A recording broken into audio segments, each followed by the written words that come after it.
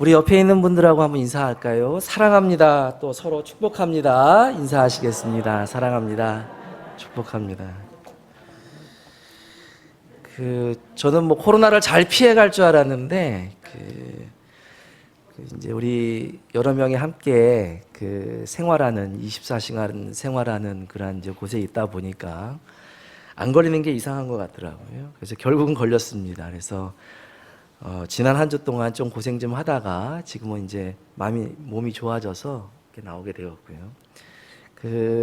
근데 뭐 바이러스가 나오는 건 아니고요. 근데 여전히 이렇게 가래가 나오는 건 아닌데 느낌이 뭐가 여기 좀 있는 것 같은 뭐 이렇게 자꾸만 헛기침을 하게 되는 그런 게 좀 생기는 것 같아요. 그래서 저 사람 뭐 아직도 바이러스를 배출하면서 왜 나와서 저러나 혹시 그렇게 생각할 것 같아서 미리 말씀을 좀 드립니다. 안심하시기 바랍니다. 수능이 이제 한 80여일 남은 것 같아요. 그래서 오늘 말씀을 어떤 말씀으로 할까 하다가 특별히 이사야서 42장 말씀을 떠올리면서 우리 진학을 준비하고 있는 우리 수험생들 뿐만 아니라 그리고 또 중요한 인생의 고비고미마다 정말 하나님의 위로와 격려와 또 그것을 통한 추천이 필요한 우리 모든 성도님들을 위해서 이 말씀을 준비했습니다. 제가 주보 사이에 뭐를 하나 끼워드리도록 그렇게 요청을 했는데 있으시죠? 네, 그건 이제 나중에 한번 함께 보도록 하겠습니다. 최근에 뉴스만 이제 텔레비만 틀면 뉴스 시간에 우리의 귀를 아주 신경질 나게 하는 얘기들이 있죠. 윤핵관에 관한 그러한 이야기인데, 이제 권력에 가까운 사람들이 자기가 가지고 있는 권력을 이용해서 또 권력을 가지고 있는 곳에 자기 사람을 이렇게 집어넣는 과정 속에서 여러 가지 잡음이 일어나게 되고 그 과정에서 여러 가지 또 갈등, 투쟁이 또 일어나게 되는 것을 이렇게 볼 수가 있습니다. 뭐 이런 자기 사람을 밀어넣으려고 하는 그러한 모습들은 뭐 정치권뿐만 아니라 우리나라 사회 전반에 걸쳐서 많이 나타나고 있는데요. 특별히 한국 사회는 지난 10년을 지내오면서 특별히 지난 한 10몇 년 됐네요, 벌써. 금융 위기를 이제 경험하면서 이제 갈수록 경쟁이 심화되고 있는 그러한 세상 속에서 우리가 살고 있습니다. 청년의 취업 문제가 굉장히 이제 심각한 지경에 이르고 있고 또 뭐 청년의 일자리의 이 양극화 문제가 또 못지않게 심각한 문제로 대두가 되고 있습니다.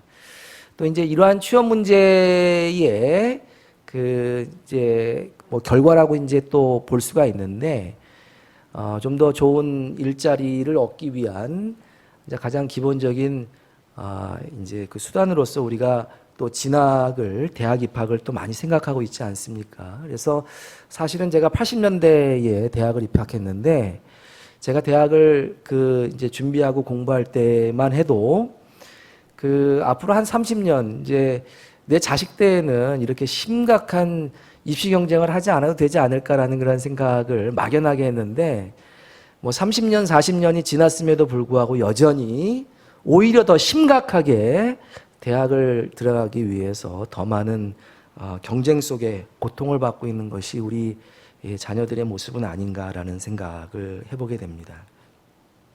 자, 이처럼 뭐 직장을 다니고 있는 사람은 직장을 다니고 있는 사람 나름대로 또 이제 직장에서 언제 잘릴지 모른다라고 하는 불안감 속에서 매일 초조하게 살아가고 있죠.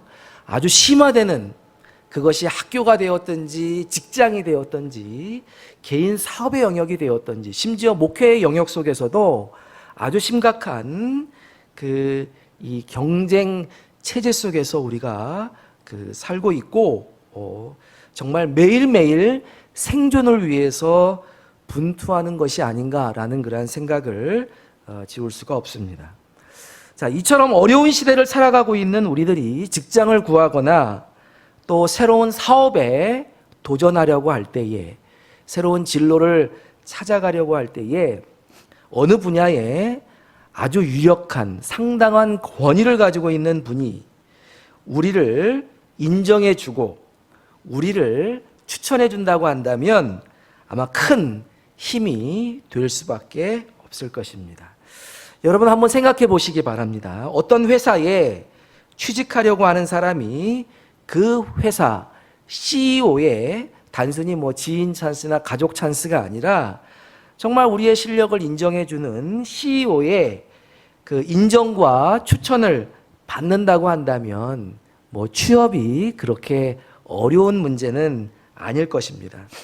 권위 있는 사람, 실력 있는 사람의 추천이 아주 각박한 시대, 경쟁이 심각한 시대를 살아가고 있는 우리들에게 가장 큰 위로와 힘이 될 수 있다라고 하는 사실은 너무나도 자명한 것입니다. 유명한 사람의 추천도 이렇게 큰 힘이 될 수 있는데 천지를 창조하시고 세상 만물을 주관하시는 전능하신 하나님께서 우리를 추천해 주신다면, 우리를 인정해 주신다면 우리의 인생이 얼마나 놀랍고 또 참으로 아름답게 달라질 수 있을까요? 믿습니까? 자, 오늘 설교 본문 이사야서 42장 1절부터 4절까지의 말씀을 읽었는데요. 이 말씀의 앞부분, 그러니까 이제 41장 부분과 이제 42장 5절 이후의 그 말씀을 우리가 자세히 좀 읽어보면 이상하게도 42장 1절부터 4절까지의 말씀만 좀 아주 독특한, 그러니까 이제 전후와 관계없이 그 독특한 하나의 문학, 좀 어려운 말이 또 나오네요. 독립된 문학 양식, 장르라고 하는데 장르를 가지고 있다라고 하는 것을 이제 알 수가 있습니다. 그 양식을, 그러니까 이제 42장 1절부터 4절까지의 형식을 문학적으로 이렇게 잘 구분해 보면 이제 하나의 추천 양식이라고 구분해 볼 수 있다는 것입니다. 쉽게 말해서 본문의 구조가 오늘날 우리들이 흔히 접하는 추천서와 매우 유사한 형식을 띠고 있다는 것입니다. 저는 그래서 오늘 설교의 본문을 하나님의 추천서라고 정했습니다. 본문 말씀은 1차적으로 하나님께서 인류 구원을 위해 예비하신, 택하신 하나님의 종 예수 그리스도를 만천하에 온 세상에 추천하는 형식을 취하고 있다라고 말씀드릴 수 있습니다. 따라서 본문에 나오는 나의 종, 하나님의 종은 본질적으로 1차적으로 예수 그리스도를 말씀하시는 거다라고 할 수 있습니다. 자, 그러나 이 말씀을, 이 본문 말씀을 우리의 삶에 적용하며, 이 말씀을 읽으며 우리의 삶 속에 적용할 때에는 그 의미가 확대될 수가 있습니다. 본문 말씀에서 말하고 있는 나의 종을 하나님의 자녀된 우리 자신들에게도 적용시킬 수 있다는 것입니다. 믿습니까? 자, 따라서 오늘 본문 말씀을 살펴보면서 우리는 전능하신 하나님께서 우리들을 예수님처럼 만천하에 추천해 주신다는 믿음을 갖게 되시기를 주님의 이름으로 축원합니다. 또 하나님의 추천을 받은 사람은 어떻게 살 것인가에 대한 이 내용을 우리가 깊이 깨닫고 그 추천의 내용대로 살고자 하는 열망, 그리고 결단이, 헌신이 있게 되기를 바랍니다. 자, 그러면 오늘 본문의 내용을 좀 더 실감나게 살펴보기 위해서 자, 오늘 나눠드린 종이의 글을 다 같이 한번 보시겠습니다. 자, 다 한번 이제 보시겠는데요. 자, 이것은 이제 오늘 본문 말씀을 하나님의 추천서라는 제목으로 우리 성도님들에게 맞게 제가 다시 번역한 것입니다. 일단 공란에 여러분들의 이름을 한번 적어 놓으시죠. 네. 한번 적어 놓으시고, 하나님께서 이렇게 나를 많은 사람들 앞에서 추천하여 주신다는 믿음을 가지고 다 같이 한번 읽어 보시겠습니다. 뭐 젊은 사람이나 나이가 조금 있으신 분이나 뭐 내가 어디 뭐 추천받을 때가 더 이상 있나? 뭐 이런 생각하지 마시고 믿음 없는 생각하지 마시고 하나님께서 많은 사람들 앞에서 나를 추천해 주신다라는 믿음을 가지고 우리 이 말씀을 같이 한번 이름을 넣어서 한번 읽어보겠습니다. 시작. 나의 종 조태승을 보아라. 이 사람은 내가 붙들어주는 사람이다. 내 마음에 들어 내가 선택한 사람이다. 내가 누구누구에게 나의 힘과 지혜를 주었으니 많은 사람에게 유익을 베풀 것이다. 조태승은 소리를 치거나 목소리를 높이지 않을 것이며 늘 묵묵히 맡은 자리에서 자기의 역할을 잘 감당할 것이다. 조태승은 상한 갈대를 꺾지 않으며 꺼져가는 심지를 끄지 않으며 진실한 결정을 내리며 살아갈 것이다. 아멘. 닥치더라도 망하거나 낙심하지 않을 것이며 끝내 세상에 공의를 세울 것이니 많은 사람들이 조태승의 가르침을 받기를 간절히 기다릴 것이다. 아멘. 그렇게 될 줄로 믿습니다. 좀 기분이 좋아지시나요? 하나님이 여러분들을 그렇게 추천하고 계신다면, 그리고 우리 수험생들을 이제 하나님께서 여러분들이 가고자 하는 대학에 이렇게 추천해 주신다면 얼마나 좋으시겠어요? 예, 그렇게 될 줄로 믿습니다. 자, 본문에서 먼저 하나님은 당신의 종 예수 그리스도를 만천하에 자신 있게 소개하면서 이렇게 추천하고 있습니다. 보라, 내가 붙들어주는 나의 종이다. 내 마음에 들어서 내가 선택한 사람이다 라고 말씀하고 있는 것을 볼 수가 있습니다. 사랑하는 성도 여러분, 우리들이 전능하신 하나님으로부터 이런 추천을 받게 된다면 얼마나 힘이 나겠습니까? 나의 종이다. 내 마음에 들어 내가 선택한 사람이다 라고 우리를 추천해 주신다면 얼마나 기분이 좋겠습니까?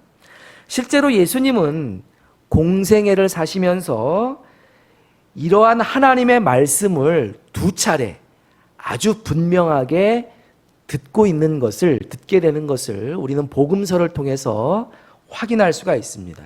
첫 번째는 예수님께서 흔히 공생애를 시작하신다고 하죠.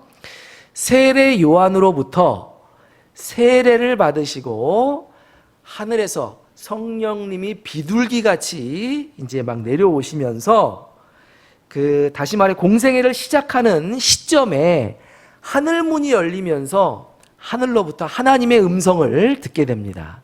너는 내 아들이다. 내가 선택한 사람이다. 내가 붙드는 나의 종이다. 라고 하나님께서 만천하에 예수 그리스도를 인정하시고 추천하시며 선포하시는 것을 볼 수가 있다라고 하는 것입니다. 자, 두 번째는 우리가 마태복음 17장을 보면요. 예수님의 사역이 이제 종반을 향해 치닫게 되는 결정적인 어떤 계기가 있게 되는데 그것은 변화산이라고 하죠. 변화산. 자, 이 산에 올라가서 모세 그리고 엘리야와 함께 예수님께서 십자가의 죽음에 대해서 논의하신 직후에 역시 하늘에서 하나님의 음성이 들리게 되는데 이 하나님께서 예수 그리스도를 인정하시고 추천하시는 말씀을 동일하게 듣게 된다라고 하는 것입니다. 이 말씀을 듣고 예수님은 어디를 향해 이제 나아가게 되는 것입니까? 십자가를 향해서 뚜벅뚜벅 가게 되시는 것을 볼 수가 있다라는 거예요. 공생의 시작 시점 그리고 사역을 이제 어느 정도 마무리하면서 십자가를 향해 나아가기 위해서 하나님께서 하나님의 종 예수 그리스도에게 이런 추천의 말씀을 해주시는 것을 볼 수가 있다라고 하는 것입니다. 하나님은 예수 그리스도께서 인생의 중요한 전환점에 있을 때마다 추천의 말씀으로 변함없는 신뢰와 격려를 보내주신 것입니다. 예수님은 이 음성을 듣고 힘을 얻어서 위대한 공생의 사역을 십자가에서의 구원의 사역을 성공적으로 완성하실 수 있었다는 것입니다. 여러분, 우리들도 마찬가지입니다. 인생의 중요한 고비 때마다 하나님의 음성, 하나님의 추천을 들어야 할 줄로 믿습니다. 사람의 인정과 추천을 받기 위해서 여기저기 분주히 그냥 왔다 갔다 하기보다는 깊은 기도 가운데 너는 내가 붙들어주는 사람이다. 너는 내 마음에 들어서 내가 선택한 사람이다. 라고 하는 하나님의 인정, 하나님의 추천을 받아야 하는 것입니다. 자, 우리의 가정도 마찬가지라고 생각합니다. 어느 가정이나 경험하는 어려움이나 갈등은 대체로 다 대동소이하죠. 때로는 불의의 사건, 사고를 경험할 때가 있고요. 건강에 크나큰 위기가 찾아올 때도 있습니다. 또 사업에 엄청난 어려움이 닥쳐올 때도 있고요.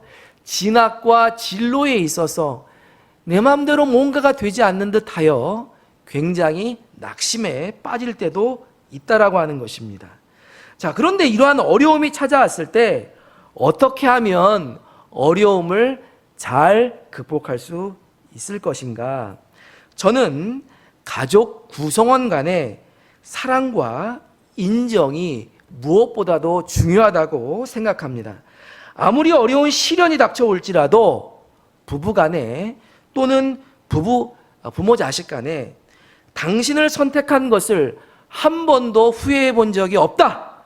그리고 나에게 어떠한 어려움이 찾아와도, 당신에게 어떠한 어려움이 찾아와도 변함없이 당신을 사랑하고 신뢰한다라고 하는 것을 표현한다면 당면한 어려움은 사실 큰 문제가 되지 않을 것입니다. 가족 간에 이처럼 인정과 사랑도 중요하지만 우리들이 이 세상을 살아가면서 당면한 모든 문제를 잘 극복하기 위해서 반드시 필요한 것이 있습니다. 그것은 하나님의 인정이요, 하나님의 추천입니다. 따라서 오늘 이 시간에 동일한 하나님의 인정과 추천을 들으시기 바랍니다. 내가 사랑하는 사람이다. 내가 붙드는 사람이다. 내가 내 일을 위해 내가 선택한 사람이다. 내가 너를 인정한다라고 하는 그런 하나님의 인정과 추천의 음성을 듣게 되시기를 주님의 이름으로 축원합니다. 자녀의 학업이나 진로나 결혼 문제에도 역시 마찬가지겠죠. 그리고 우리의 비즈니스, 사업에도 마찬가지일 것입니다. 오늘 이 말씀을 통해 하나님의 음성을 들으시기 바랍니다. 너는 내가 선택한 사람이고 너를 반드시 붙들어 줄 것이다 라고 하는 하나님의 강력한 추천을 받으시기 바랍니다. 이런 하나님의 추천이 있을 때에 우리의 인생은 형통한 인생이 되는 것입니다.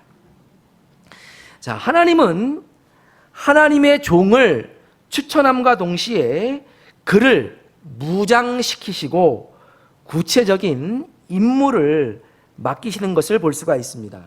자, 오늘 본문 말씀 계속해서 한번 읽어보도록 하겠습니다. 자, 1절 다시 한번 읽어보겠습니다. 42장 1절입니다. 시작.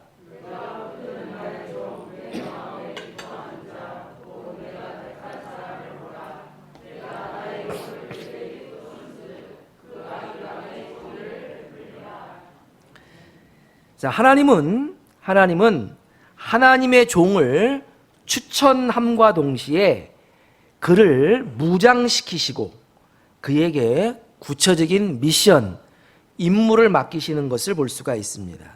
본문은 내가 택한 사람에게 나의 영을, 다시 말해 하나님의 영, 성령을 그에게 주었은즉 그가 이방에 정의를 베풀 것이다. 그렇게 말씀하고 있는 것을 볼 수가 있습니다. 하나님은 하나님의 종을 추천하시고 그가 종의 역할을 감당할 수 있도록 성령을 부어 주신다는 것입니다.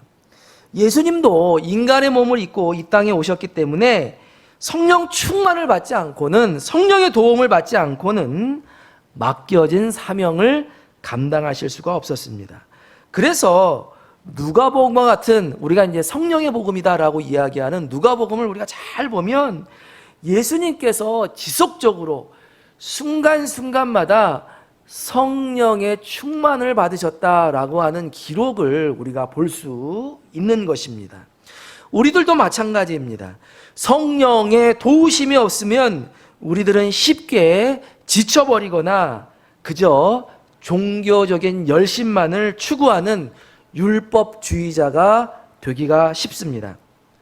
혹시 현재 살아가고 있는 우리들의 삶의 현장에서 도망을 가고 싶거나 함께 살아가고 있는, 함께 생활하고 있는 사람의 허물이 자꾸만 크게 보이고 그 사람에 대한 불평, 불만만 자꾸만 쌓여가고 있지는 않습니까?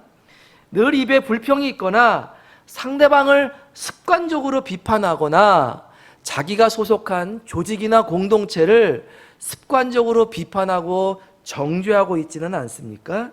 자, 이게 다 약발이 떨어졌다고 하는 증거입니다. 배터리가 다 된 것입니다. 빨리 충전을 받아야만 되는데요. 하나님의 사람은 무엇을 힘입어 사는 사람들이에요? 성령님을 힘입어 사는 사람들이에요. 우리가 예수를 구주로 믿을 때에 하나님이 우리에게 성령을 선물로 주시는데 이 선물로 주시는 성령님은 우리 안에 내주하여 계세요. 근데 우리가 우리 안에 계시는 성령님께 주권을 맡겨드리고 그분이 우리 안에서 충만하게 살아 역사하시도록 그분께 주권을 내어드리지 않는다면, 다시 말해서 성령 충만한 삶을 우리가 살지 아니한다면 우리는 이 세상에서 계속 지치고 힘들고 어렵고 고통스럽고 그리고 불평과 불만 속에서 살아갈 수밖에 없다라고 하는 것입니다. 성령으로 무장하시길 바랍니다. 오늘 이 말씀을 듣는 중에 성령을 충만하게 받는 은혜가 동일하게 임하시기를 주님의 이름으로 축원합니다. 하나님은 당신의 종을 성령으로 무장시켜요. 내가 나의 영을 그에게 주었노라 라고 말씀하고 계십니다. 자, 이렇게 성령으로 무장을 시키신 후에 임무를 맡기시는 것을 볼 수가 있습니다. 그런데 그 임무는 이방에, 온 세상에 정의를 베푸는 것입니다. 자, 하나님은 우리 예수 그리스도를 성령으로 충만케 하신 후에 이방에 정의를 베푸는 임무를 맡겨 주신다는 것입니다.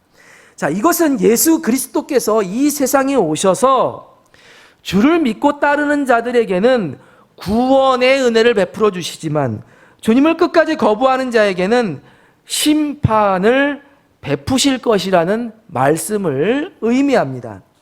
마찬가지로 하나님의 추천을 받은 사람들은 언제 어디서나 하나님의 정의를 베푸는 삶을 살아야 합니다. 플러스 전인 구원의 복음을 전하는 그러한 삶을 살아야 한다는 것입니다. 우리들이 왜 대학에 가야 하고, 우리들이 왜 취직을 해야 하며, 우리들이 왜 결혼을 해서 자녀를 낳아야 하고, 왜 우리가 사업에서 성공하려 하는 것입니까? 도대체 우리가 이렇게 열심히 살아가는 이유, 궁극적인 목적은 무엇입니까? 그것이 그냥 잘 먹고 잘 입고 잘 살기 위함인가? 아파트에 평수 늘리고 자동차에 배기량 늘리고 좀 더 옛날엔 닭고기 먹다가 이제는 소고기 먹고 이렇게 잘 먹고 잘 살기 위해서 우리들이 그냥 그저 그렇게 하나님의 사람들이 열심히 살아가는 것입니까? 그건 아니지요. 우리의 인생의 궁극적인 목적은 하나님께 영광을 돌리는 것인 줄 믿으시길 주님의 이름으로 축원합니다. 또 하나님께 가장 영광이 되는 일은 죽어가는 영혼들을 살려내고 그들이 이 세상에서 하나님의 피조물답게 이 세상에서 존엄하게 인간답게 살아가도록 그들의 영혼뿐만 아니라 그들의 육체까지도 온전하게 살아갈 수 있도록 도움을 베푸는 섬기는 일을 통해서 우리는 하나님께 온전히 영광을 돌릴 수 있다라고 하는 것입니다. 이 세상에서 우리 주변에 있는 사람들 구원받고 정말 전인적인 삶을 살아갈 수 있도록 그렇게 섬기는 일, 이러한 일들을 통해서 우리는 하나님께 영광을 돌릴 수 있다라고 하는 것입니다. 그러므로 우리들의 삶의 현장에서 우리는 복음을 전해야 합니다. 그리고 우리들의 육체적인 필요에도 관심을 기울여야만 하는 것입니다. 선한 일을 통해서 하나님을 영화롭게 하는 것이 하나님께서 우리에게 맡겨주신 하나님의 사람들의 삶이라고 하는 것을 믿으시길 다시 한번 주님의 이름으로 축원합니다. 자, 계속해서 본문은 하나님께서 어떻게 하나님의 사람에게 자신에게 맡겨진 임무를 수행하는지, 다시 말해서 임무를 수행하는 방식에 대해서 말씀하고 있는 것을 볼 수가 있습니다. 자, 2절, 3절 말씀을 계속해서 읽어보겠습니다. 2절, 3절 시작. 그는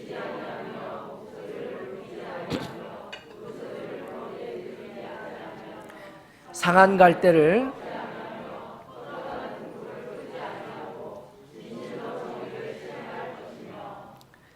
자, 하나님께서 하나님의 사람을 선택하시죠. 그리고 그를 추천하십니다. 그리고 그를 어떻게 해요? 무장시키시고 그에게 미션, 사명을, 직무를 맡기시는 것을 볼 수가 있습니다.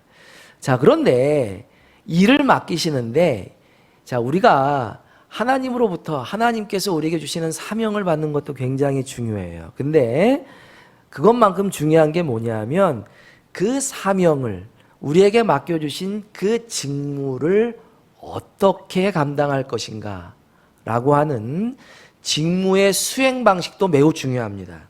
그래서 이사야서 42장 2절 3절에서는 이 임무 수행 방식에 대해서 이야기하고 있는 것입니다. 하나님의 사람이 임무를 수행함에 있어서 소리를 지르거나 목소리를 높이지 않는다라고 먼저 말씀하고 있는 것을 볼 수가 있습니다. 우리들은 종종 교회 일을 하다가 자기 열심에 빠져 큰 소리를 내는 경우가 많이 있습니다.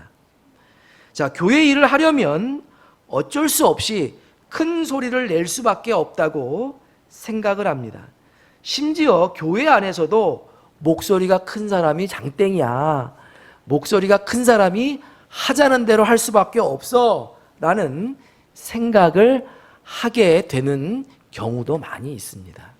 자, 뿐만 아니라 직장에서도 그러하고 사업 현장에서도 그러하고 우리의 가정에서도 그러한 경우를 많이 볼 수가 있습니다. 자식을 양육한다라고 하는 미명하에 저도 우리 아내도 그냥 아우 따가워 할 정도로 소리를 지를 때가 있지요. 직장에서도 그래요. 요즘은 직장 내 갑질로 막 신고당하고 이제 막 그러기도 하는데, 자, 그런데 우리 삶의 현장에서 좋은 일을 한다고 하면서 하나님의 일을 한다고 하면서 소리를 지르거나 목소리를 높이거나 막 자기 주장을 무대뽀로 밀고 나갈 때가 많이 있다라고 하는 것입니다. 그 목소리를 낼 수밖에 없는 상황을 이해하지 못하는 바는 아니지만, 그럼에도 불구하고 목소리를 높이는 것은 하나님의 사람, 하나님의 종의 임무 수행 방식이 아니라는 것을 명심해야 하는 것입니다. 우리 주님은 십자가의 현장에서도 소리를 높이지 않았습니다. 욕을 먹고 매를 맞고 살을 찢기는 극한 상황 속에서도 주님은 끝까지 온유함과 겸손함으로 자신에게 맡겨진 임무를 어떻게 해요? 묵묵히 수행하셨다는 것입니다. 십자가에 매달리신 주님이 십자가 아래에 사람들을 보고 소리쳤다, 꾸짖었다, 혼냈다 라고 하는 기록을 우리는 볼 수가 없습니다. 사랑하는 성도 여러분, 저를 포함해서 무슨 일을 하시든 주님과 같이 목소리를 낮추시기를 바랍니다. 오해를 받고 손해를 보는 상황이라 할지라도 목소리를 낮추십시오. 가정에서나 직장에서나 목소리를 높이는 것은 자기 자신의 성숙하지 못함을 사실은 나타내는 증표인 것입니다. 아주 오래전에, 요즘은 그런 선전을 못 들었는데, 용각산 아시죠? 용각산은 뭐예요? 네, 소리가 나지 않습니다. 그러면서 마지막에 유사품에 주의하세요. 네? 그러니까 이제 소리가 나면 뭐예요? 짜가라는 거예요. 가짜라는 거예요. 그러니까 그거 먹어도 안 나니까 소리가 나는지 안 나는지 잘 들어보라. 그래서 이게 제가 어렸을 때, 젊었을 때까지만 해도 아주 많이 선전에 나왔던 그런 의약품입니다. 용각사는 소리가 나지 않습니다. 마찬가지예요. 하나님의 사람은 소리가 나지 않습니다. 유사품에 주의하세요. 뭐예요? 예? 하나님의 일한다고 큰 소리치고 예? 자기 멋대로 하는 거. 이거 뭐예요? 예, 유사품. 예, 유사품인 것입니다. 자, 계속해서 또 하나님의 사람은 그에게 맡겨준 임무를 수행함에 있어서 상한 갈대를 꺾지 않고 꺼져가는 등불을 끄지 아니하신다. 제가 제일 사랑하는 말씀이에요. 이게 마태복음 14장에도 그대로 이제 인용되는 것을 볼 수가 있는. 주님이 이 말씀을, 이 하나님의 추천의 말씀을 듣고 또 복음서에서 그 말씀을 이렇게 하시는 것을 볼 수가 있어요. 자, 상한 갈대를 꺾지 아니한다. 꺼져가는 등불을 끄지 아니한다. 세상의 가치관은요, 상한 갈대를 어떻게 해요? 꺾어요. 갈대를 엮어서 어떠한 도구를 만든다고 할 때 갈대가 상했어요. 그럼 상품으로서 가치가 있어요? 없어요? 없습니다. 꺾어서 버려야 돼요. 그게 섞이면 안 돼요. 자, 이 상한 갈대는, 그리고 꺼져가는 등불이 공통적으로 상징하는 바는 상처난 영혼, 쓸모없다고 버려진 인생, 소망 없이 살아가는, 세상적으로 봤을 때 보잘것없는 인생을 의미하는 것입니다. 세상의 가치관은 상한 갈대를 꺾어버려요. 그리고 꺼져가는 등불을 어떻게 해요? 꺼요. 왜 꺼야 돼요? 자꾸만 꺼져가면서 뭐만 자꾸만 연기만, 매연만 만들어내기 때문에 빨리 꺼야 돼요. 그래서 이 세상은 상한 갈대를 꺾어버리고 꺼져가는 등불을 어떻게 해요? 확 꺼버리는 것이 이 세상의 삶의 방식이라는 것입니다. 우리가 살다 보면 구조조정, 경영합리화 이런 얘기 많이 듣죠. 자, 이런 말들도 다 따지고 보면 이러한 세상의 가치관에서 벗어나 있지를 않습니다. 용도가 다 된 사람은 어떻게 해요? 폐기 처분해야 되고, 경쟁력이 떨어지는 사람은 어떻게 해요? 빨리 정리되어야 된다, 나가야 된다, 이제 그렇게 생각하는 것이죠. 근데 가정에서도 그래요.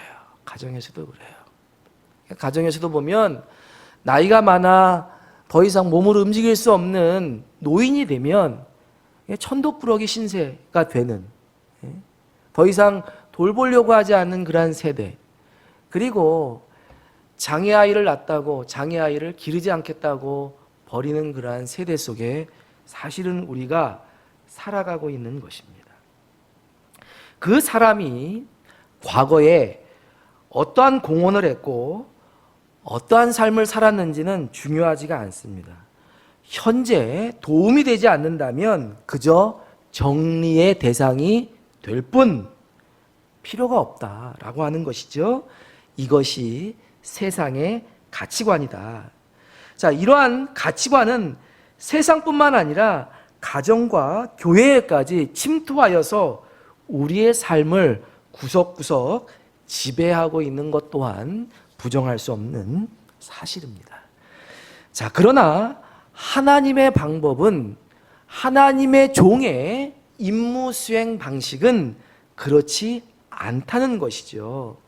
우리 주님은 상한 갈대를 꺾는 것이 아니라 어떻게 해요? 상한 갈대를 고치시고, 할렐루야! 꺼져가는 등불을 끄는 게 아니라 어떻게 해요? 살리는 삶을 사셨다는 것입니다. 그래서 여러분들, 우리의 삶은 어떻게 돼요? 꺾고 끄는 삶이 아니라 어떻게 해요? 예? 고치고 살리는 삶이 되어야 할 줄로 믿습니다.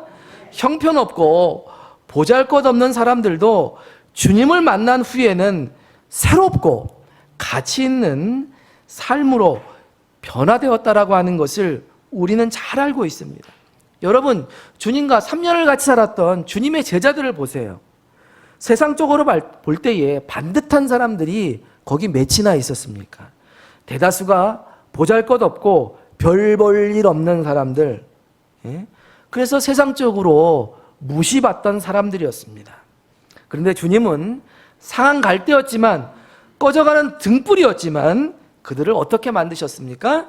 세상을 뒤바꿀, 세상을 고치고 세상을 새롭게 하고 세상을 살리는 위대한 하나님의 사람들, 전도자들로 만들지 아니하셨습니까? 하나님의 종 역시 상한 갈대를 고치는 삶, 꺼져가는 등불을 살리는 삶을 살아야 하는 것입니다. 하나님의 사람들이 모인 교회는, 이 교회는 어떠해야 돼요? 상한 갈대들이 와서 고침받고, 힘든 사람들이 어떻게 해요? 새 힘을 얻고, 죽어가는 사람들이 살림을 받고 새롭게 회복되는 곳이어야 한다는 것입니다. 망가진 사람들이 고침을 받고 죄인들이 회개하여 죄를 멀리하고 이제 내가 여태까지 이렇게 산 것에 대해 하나님 앞에 회개하며 앞으로는 하나님 앞에 의미 있는 새로운 삶을 살겠다고 다짐하는 결단의 현장이 되어야 한다라고 하는 것입니다. 자, 본문은 계속해서 하나님의 종이 겪게 될, 하나님의 사람이 겪게 될 고난에 대해서 말씀하고 있는 것을 볼 수가 있습니다. 4절 말씀 읽어보겠습니다. 시작.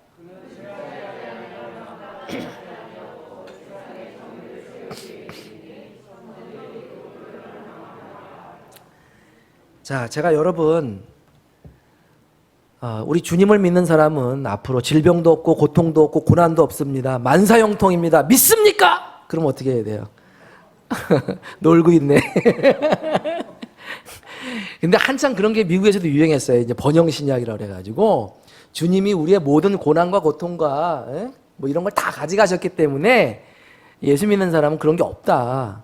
잘 되는 게 이제 뭐 예수 믿는 사람의 삶이다, 이렇게 얘기하는 사람들이 있었어요. 근데 아주 비성경적이에요. 아주 비성경적일 뿐만 아니라 아주 잘못된, 우리를 망칠 수 있는 아주 잘못된 생각입니다. 하나님의 추천을 받는 하나님의 종, 하나님의 사람이라고 해서 고난이 절대로 없지 않아요.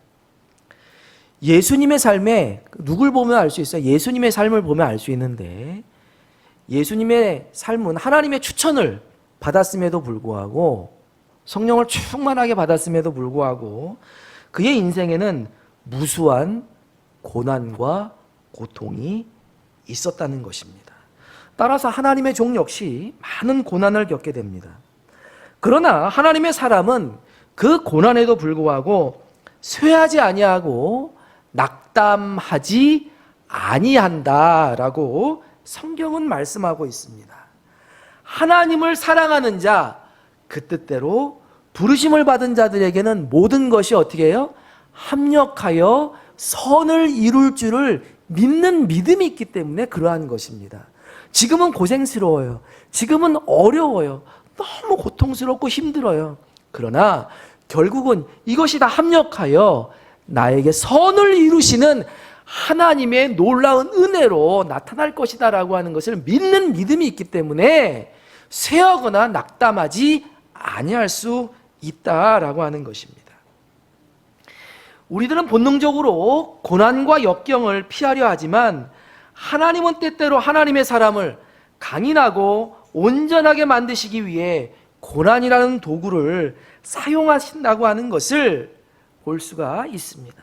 따라서 고난을 정상적으로 통과한 사람에게는 보통 사람에게는 볼 수가 없는 인격적인 성숙과 영적인 깊이를 느낄 수가 있는 것입니다.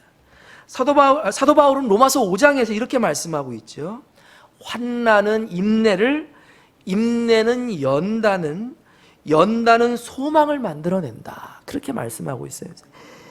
인내는 연단을, 그 연단이 다른 말로 뭐냐면 연단이라는 말이 성품이라는 말이에요. 그러니까 고난이 뭘 만들어낸다는 거예요? 성품을 만들어낸다 라고 성경은 우리에게 말씀하고 있는 것입니다. 사랑하는 성도 여러분, 건강에 어려움이 있으십니까? 진로와 사업에 어려움이 있으십니까? 앞둔 입시를 두고 아주 고민에 빠져 있습니까? 너무 낙심하지 마세요. 너무 낙심하지 마세요. 하나님께서 우리에게 좋은 진로를 주시기 위한, 좋은 사업을 주시기 위한, 우리를 선한 길, 복된 길로 인도해 주시기 위한 하나의 과정이라고 믿으시고 오늘의 과정을 충실하게 감당하시기를 주님의 이름으로 축원합니다. 예수님께서 십자가의 고난을 이기시고 부활의 영광을 맛보신 것처럼 우리들도 이 어려운 시간들을 딛고 일어서는 날이 있게 될 줄로 믿습니다. 자, 그러면 고난에도 불구하고 충실하게 임무를 수행하는 사람들에게 결과적으로 어떤 결말이 나타나는가? 자, 오늘 본문 맨 마지막에 보면 이런 말씀이 있죠. 섬들이 그 교훈을 앙망할 것이다.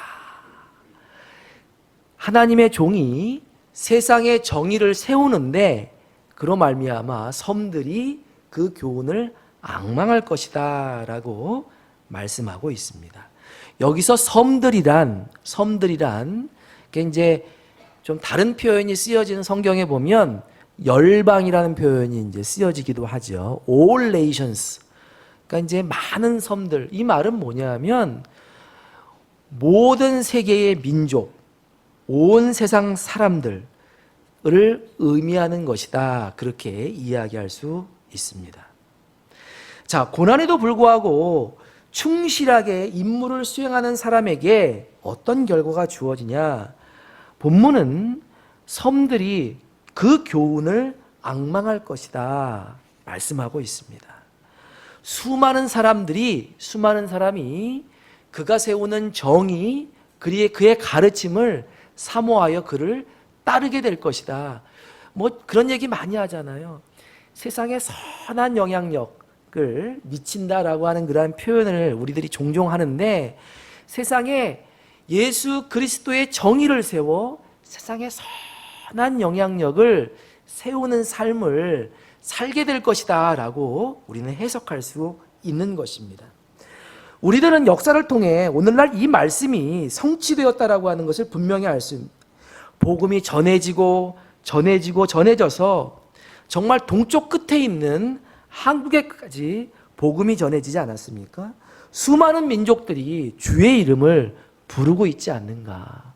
결국은 섬들이 그 교훈을, 예수 그리스도가 베푸시는 교훈을 앙망하였다라고 하는 것입니다. 오늘날에도 하나님은 하나님의 종들을 선택하시고 그들을 추천하셔서 하나님의 영광을 드러내고 물이 바다를 덮음과 같이 그 사람들을 통해서 하나님의 그 선하신 것들이 온 세상에 드러나도록 하시고 있다라고 하는 것입니다. 여러분 한번 상상해 보시기 바랍니다. 우리들이 베푸는 가르침을 듣기 위해서 많은 사람들이 우리들을 찾고 있다. 그리고 이 세상 속에서 하나님의 정의를, 하나님의 나라를 우리의 삶을 통해서 우리가 세워가고 있다. 우리가 우리의 삶을 통해 하나님의 영광을 돌리고 이 세상에 선한 영향력을 미치고 있다. 그것이 학교가 되었건, 그것이 직장이 되었건, 그것이 가정이 되었건, 교회가 되었건 이러한 삶을 살아가고 있다라고 하는 것을 상상해 보시기 바랍니다. 이 얼마나 감격스러운 일입니까? 우리의 섬김을 통해서 많은 사람들이 새로운 삶을 살게 되었다라고 할 때에 이 얼마나 감격스러운 모습인 것입니까? 자, 우리들은 이 세상을 살아가면서 둘 중에 하나인 것 같아요. 변화를 당하든지 변화를 주든지. 자, 변화를 주면서, 이 세상에 변화를 주면서 살아가는 삶은 익사이팅한 삶이지만, 변화를 강요받으면서 남이 시키는 대로 이렇게 살아가는 그러한 삶은 얼마나 그 인생이 고통스럽고 힘든 삶인지 모릅니다. 어떤 것을 선택하시겠습니까? 하나님의 인정과 추천을 받아서 이 세상에 성령의 충만함을 받아 교훈을 베풀 때에 우리의 이러한 삶을 통해, 임무 수행을 통해 세상에 선한 영향력을 미치며 많은 사람들을 새로운 삶으로 이끌어 가시는 우리 미사 목민교회의 모든 성도님들 되시길 주님의 이름으로 축원합니다. 기도하겠습니다.